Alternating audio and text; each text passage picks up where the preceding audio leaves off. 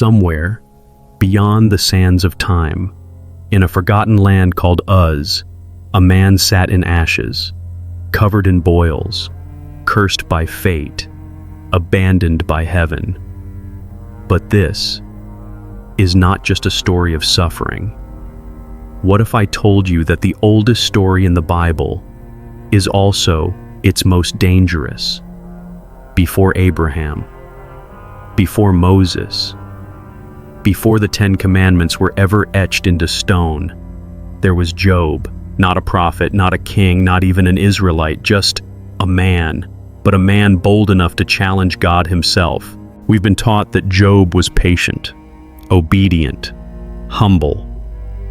But that's not what the book actually says. This is no bedtime story.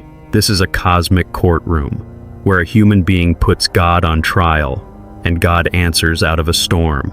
Why did God let Satan destroy an innocent man's life? Why was Job chosen as a pawn in a divine wager?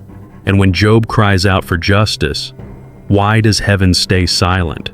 You're about to discover the side of this ancient book that churches rarely preach, and scholars quietly fear. Because buried in its poetic ash is a secret no one dares to admit. What if Job wasn't wrong? What if Job was right? This isn't just theology, this is existential war. And if you dare to keep watching, you may never see faith the same way again. Welcome to the mystery of Job. Part 1. The mysterious man from Uz. Before we talk about suffering, before we talk about God's justice or Satan's wager, we need to talk about the man at the center of it all. Job. Who was he? The Bible introduces him with haunting simplicity. There was a man in the land of Uz whose name was Job. And just like that, we're dropped into one of the strangest openings in all of Scripture. No genealogy, no historical anchor, no mention of Israel, just Uz. But where is Uz? Some believe it was east of Edom, modern-day Jordan. Others place it closer to northern Arabia, near ancient Midian, where Moses fled. A few suggest it might not be a literal place at all, but a poetic symbol of distance, of being outside the covenant. Wherever Uz was, one thing is clear. Job was not an Israelite. He didn't worship at the temple. He didn't offer sacrifices through Levitical priests. He didn't quote the law of Moses, because Moses hadn't even been born yet. So, what is this man doing in the Bible? Why is his story tucked between Psalms and Proverbs, right at the heart of the Old Testament? And here's where the mystery deepens. Scholars from both Jewish and Christian traditions agree.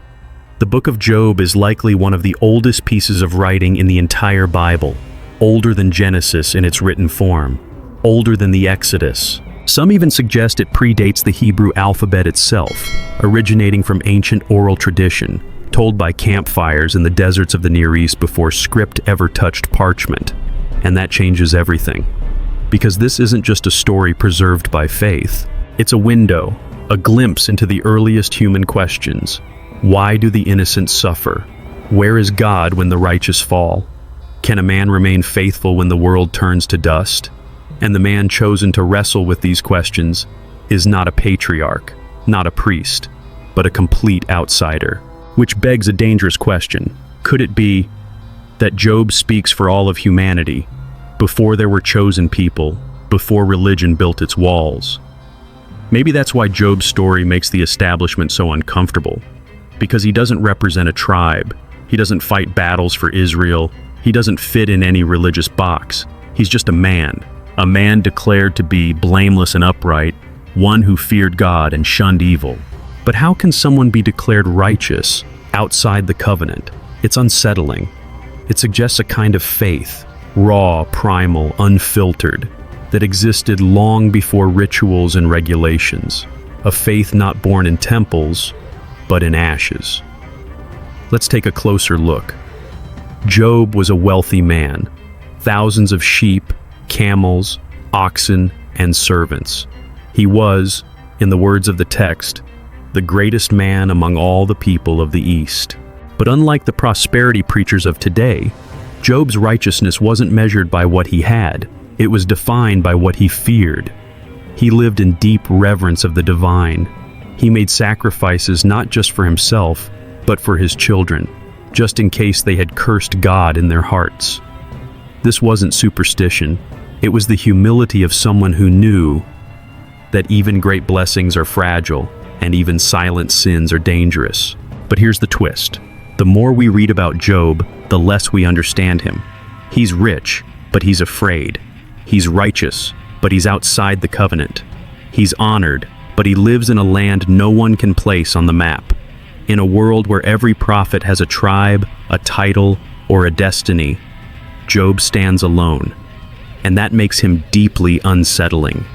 Because we can't dismiss him as just a character in a moral fable. He's too complex for that. He's too real. He feels like someone you might meet in your own life. The good man who never got a break. The mother who prayed every night and still lost her child. The neighbor who helped everyone and got cancer anyway. Job is every righteous soul who was met with silence from heaven. And maybe that's why his story has survived for thousands of years.